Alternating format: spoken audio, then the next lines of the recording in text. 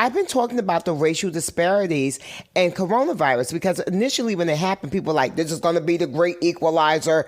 It doesn't discriminate. Well, of course it fucking discriminates because we were already behind the eight ball in our communities. We're in hospital deserts. We're in doctor deserts. We're underinsured, and it's all the things. So you go ahead and talk to that.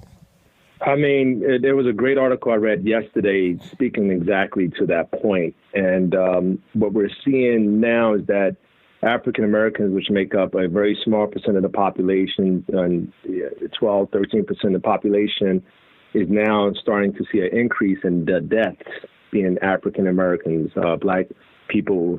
And it's almost, what's very intriguing is almost paralleling the issues that we already face.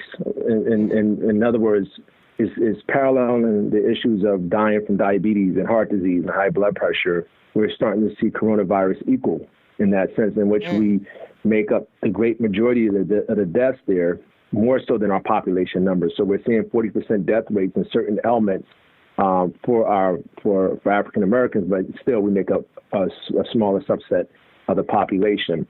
So now you extrapolate that to what you mentioned, or you kind of tease it out, you go a little further, and then you see the social determinants of health.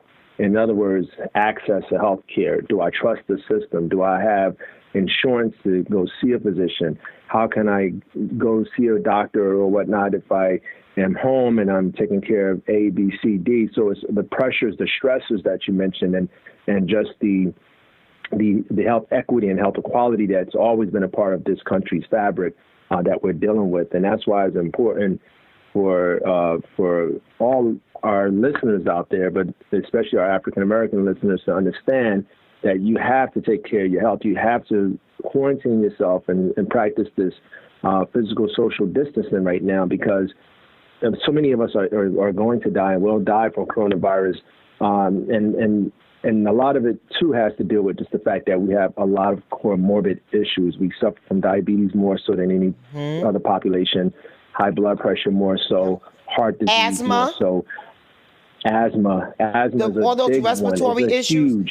Huge, because this is a respiratory virus. So if you're already dealing with bronchial problems, asthma, as we know, that air quality, there is, air quality in hoods are far worse than in many other parts of the country because of, like I know in Harlem, we have a sewage plant that's built on top of a park that they made. But now what's that doing to you jogging every day around the damn sewage plant? They ain't telling us that. But, you do 1 + 1, okay, it's going to equal sick. Yeah, so, these are all issues that have come up, lead paint in all of our old buildings. That adds to respiratory issues. So these are all things that are compounded. And so Black people that live in poor areas, you have to be super diligent about, just avoiding getting this.